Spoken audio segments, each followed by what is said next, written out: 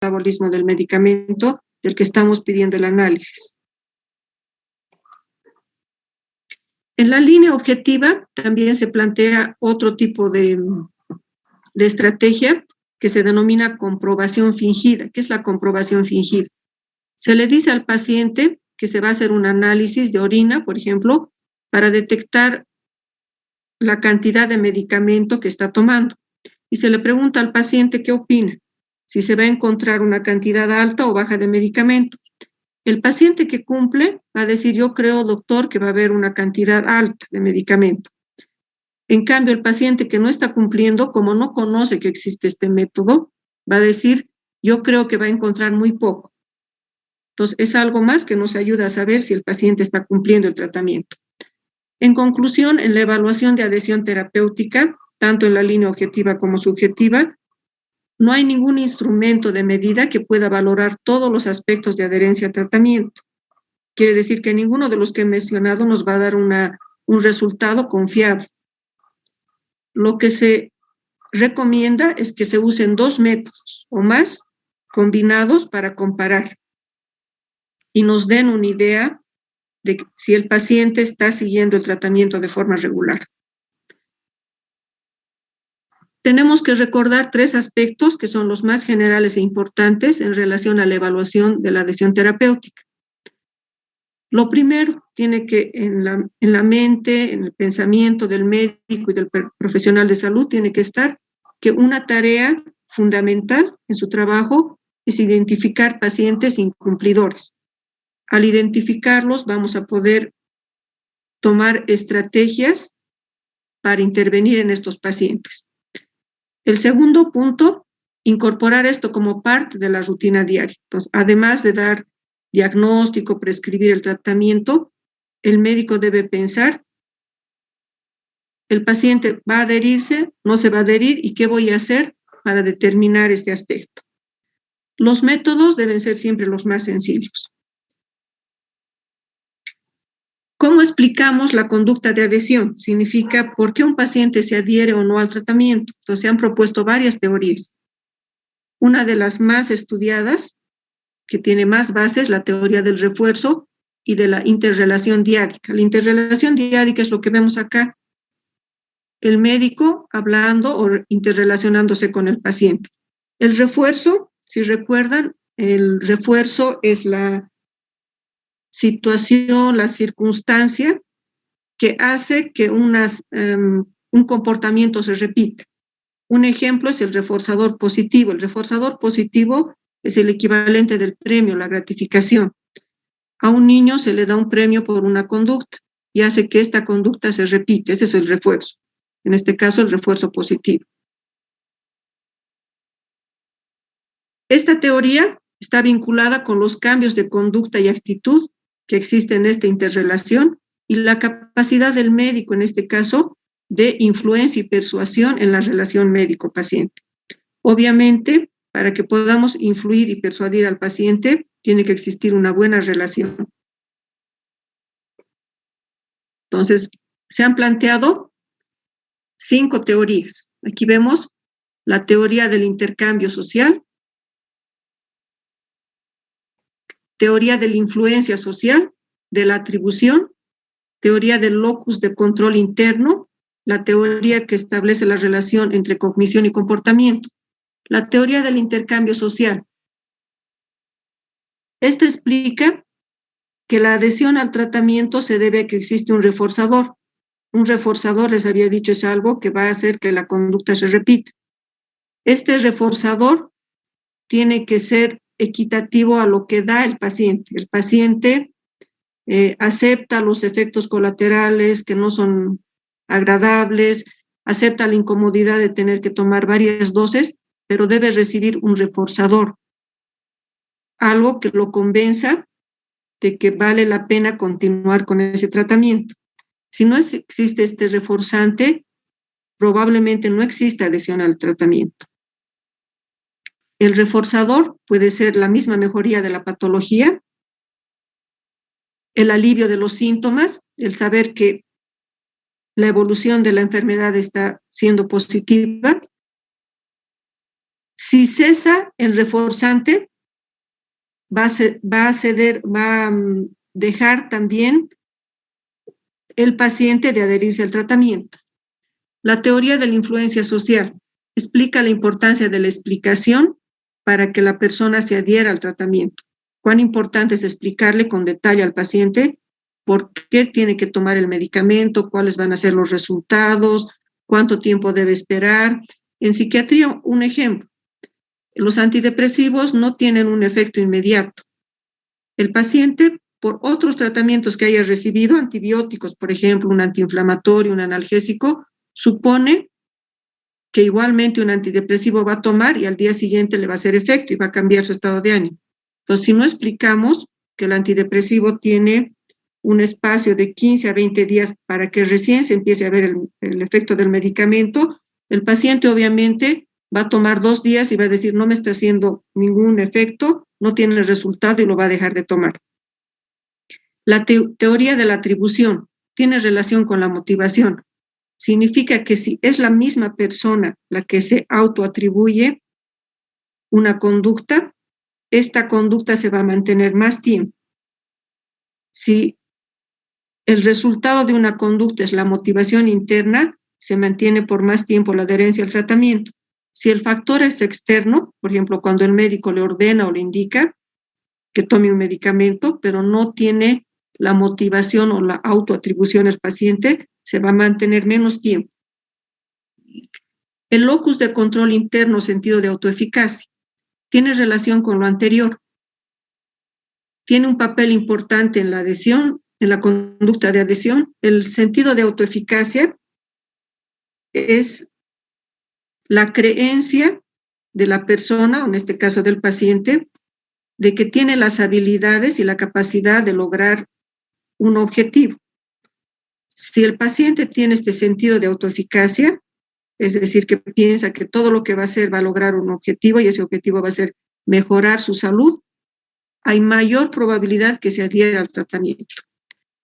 La relación cognición y comportamiento, igualmente, cómo influye el pensamiento, nuestro pensamiento en nuestro comportamiento. Y nuevamente tiene que ver la autoeficacia. El creer que somos capaces o que tenemos las habilidades para lograr un objetivo es el pensamiento que va a influir en nuestra conducta. Si hacemos un juicio de nuestras capacidades de esta forma, probablemente la persona tenga mejor probabilidad de adherirse al tratamiento. Entonces, la autoeficacia es uno de los predictores más poderosos en conductas de salud. Si recuerdan, en la clase de personalidad también se habló de la autoeficacia y cómo la autoeficacia se relaciona con mejor salud y menor riesgo de enfermar.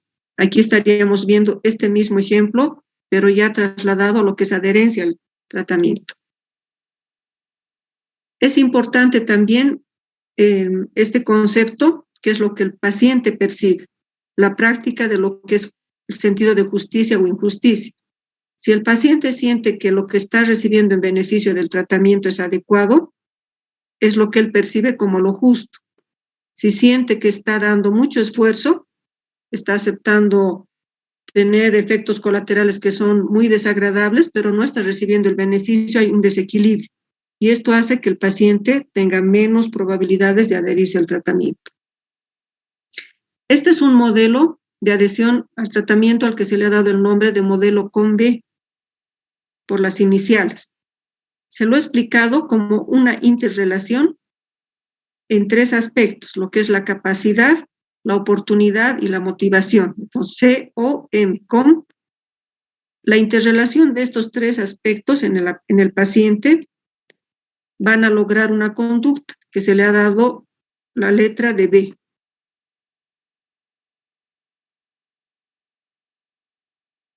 Este modelo entiende la adhesión terapéutica como un continuo que incluye iniciar la prescripción, la dosificación y la finalización del tratamiento, que es la capacidad.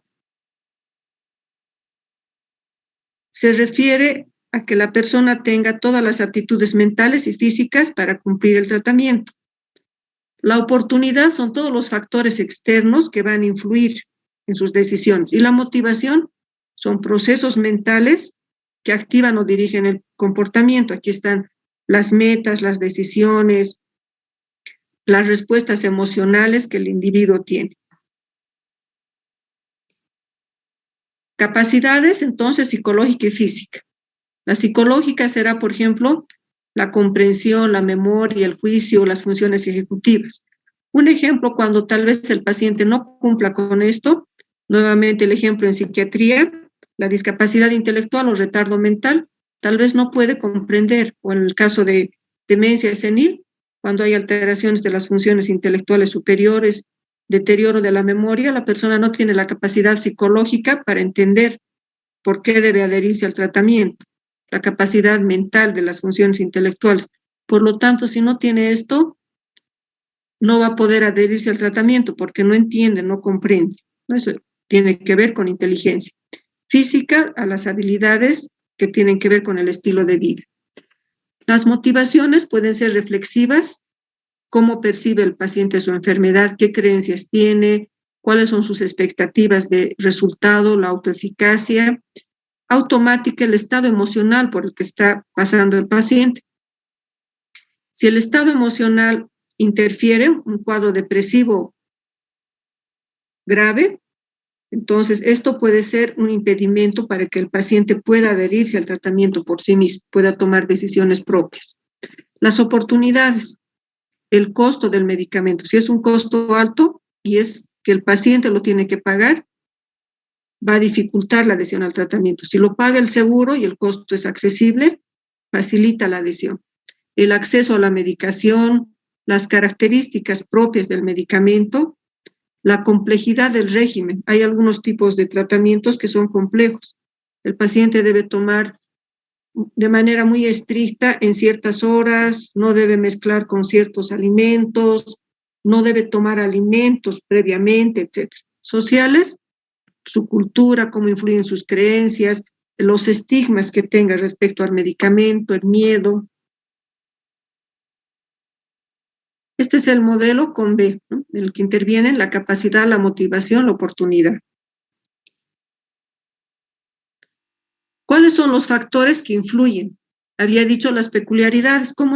No es lo mismo que le digan al paciente tiene que tomar solo una tableta al día durante 10 días a que tenga que tomar 10, a veces más comprimidos al día y durante un tiempo más prolongado. Las características de la enfermedad. Se ha visto que en enfermedades agudas hay más adhesión al tratamiento porque los síntomas el paciente los percibe más graves. Las características psicosociales del paciente. Significa cómo influye su pensamiento y sus emociones y el apoyo emocional y apoyo social que tenga de sus familiares o de otras personas. El contexto social, la cultura, variables sociodemográficas. Se ha visto que a diferencia de las mujeres y los varones, las mujeres solteras se adhieren menos y los varones casados se adhieren más. El otro factor que ya lo había mencionado, la interacción médico-paciente, cómo se va a relacionar el paciente con su médico, el tipo de comunicación que tenga, si tiene una buena comunicación, si el tipo de relación es centrada en el paciente o mutualista, va a determinar que sea mejor adhesión. Aquí estamos viendo nuevamente la importancia de la relación médico-paciente. Seguimiento, mantenimiento y modificación del comportamiento de adhesión terapéutica. La restauración de la salud del paciente exige, como ya sabemos, la adhesión al tratamiento. Para hacer este seguimiento hay dos caminos. El primero corresponde a la conducta del paciente y el otro es la conducta del médico. Y también podemos dividirlo en tres momentos. En este seguimiento, mantenimiento y modificación del comportamiento, primero está la prevención, es cuando lo que vamos a pretender es que se adhiera al tratamiento. Del incremento, cuando esta adhesión se haga cada vez mayor, más completa, más adecuada. Y mantenimiento, que se mantenga a lo largo de todo el tiempo que se requiera para enfermedad que está siendo tratada.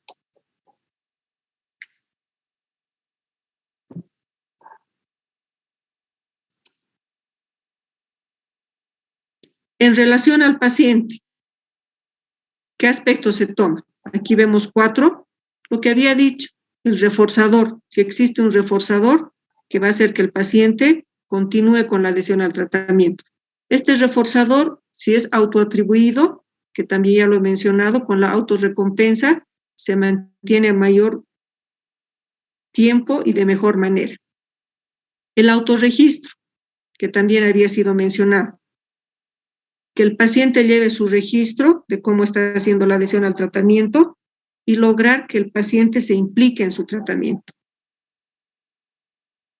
Un contrato comportamental, que significa que el paciente tome un control activo de las decisiones del tratamiento y se haga responsable del mismo. La autoinstrucción es lo mismo que dije anteriormente, cuando es el paciente quien hace la instrucción a sí mismo, modifica la autoeficacia y permite que el tratamiento se mantenga. En todo esto, ¿qué es importante que tomemos en cuenta? Conocer las expectativas del paciente. Lo que nosotros pensamos puede ser diferente a las expectativas que tiene el paciente del tratamiento. Estas expectativas que espera recibir del tratamiento deben ser congruentes con lo que le estamos proponiendo. Si no hay congruencia, si el paciente espera que lo que tiene que mejorar es el dolor y no estamos tratando el dolor, no hay congruencia entre lo que el paciente espera y lo que nosotros estamos ofreciendo. Por lo tanto, no va a haber adhesión al tratamiento. Cuando hay congruencia, lo que reduce son los sentimientos negativos que el paciente puede experimentar a lo largo de todo el seguimiento de su tratamiento. Y la psicoeducación, que consiste en un uso de técnicas destinadas a modificar, por ejemplo, creencias, actitudes o atribuciones que el paciente le da a su enfermedad o a la propia prescripción terapéutica.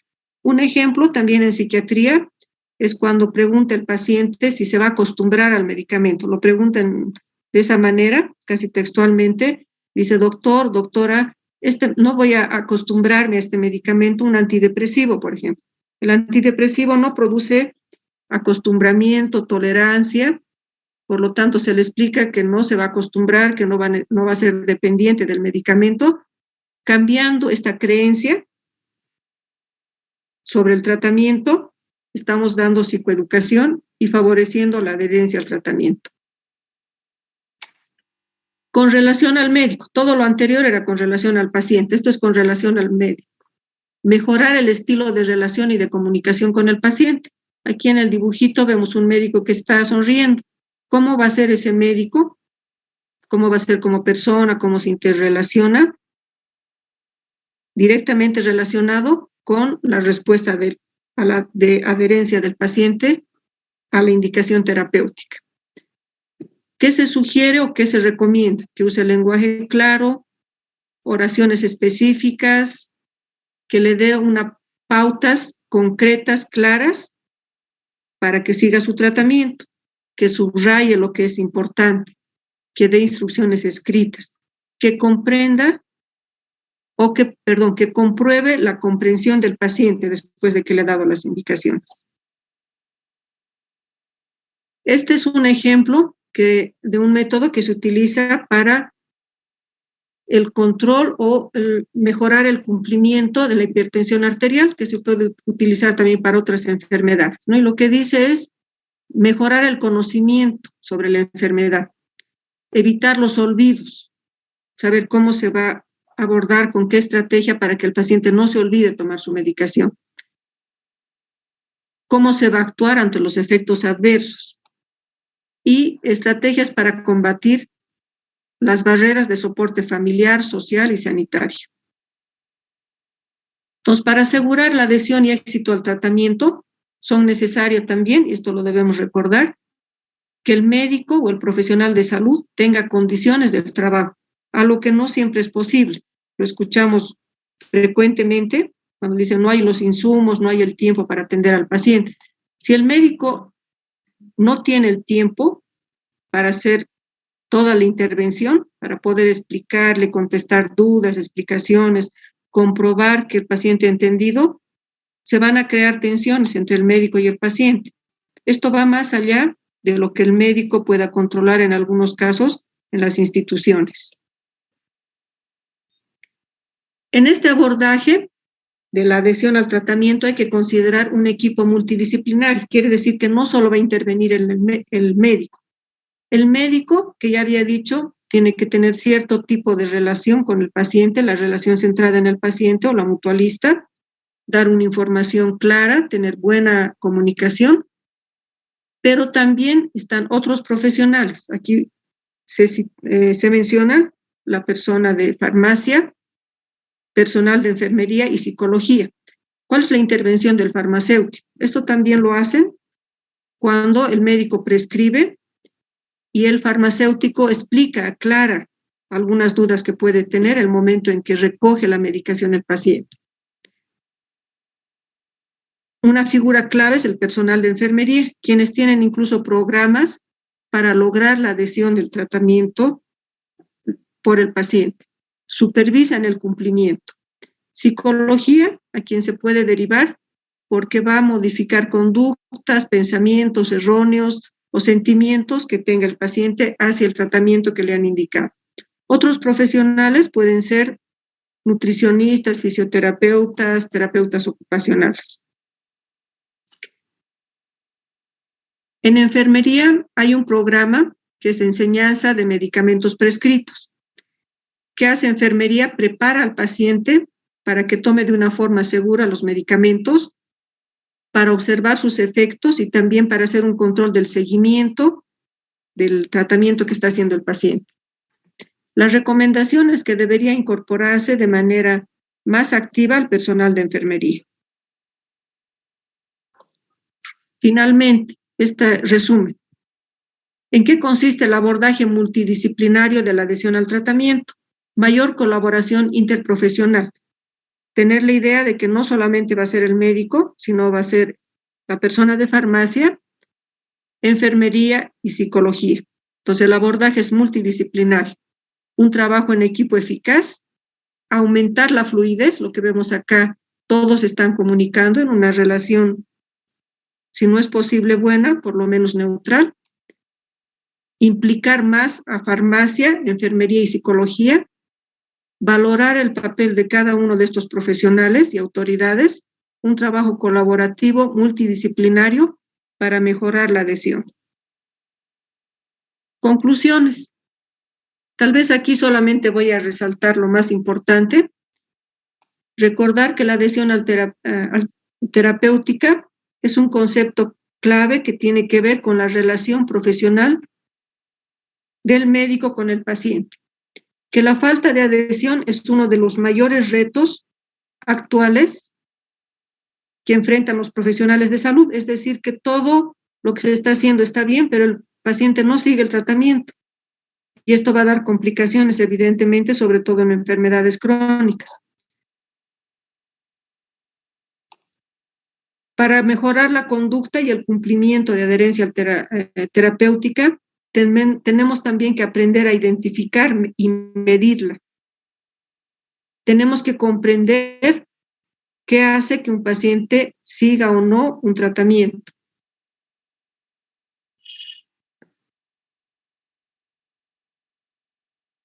Otra conclusión es recordar que gestionar la adhesión terapéutica tiene que ver con cómo vamos a intervenir con el paciente, pero cómo vamos a intervenir también con el profesional sanitario. Es tarea del profesional trabajar desde la perspectiva de adhesión terapéutica, mejorar el estilo de relación y de comunicación. Nuevamente volvemos al tema de mejorar la relación médico-paciente, haciendo énfasis en un tipo de relación mutualista y centrada en el paciente. Las estrategias destinadas a promover la adhesión al tratamiento son varias. Lo mejor es usar una combinación y recordar que el abordaje es multidisciplinario. Gracias por su atención.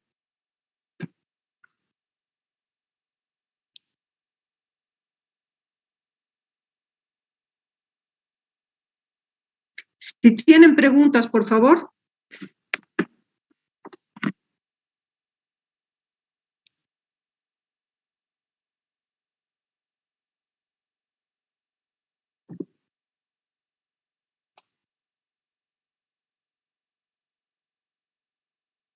Hugo.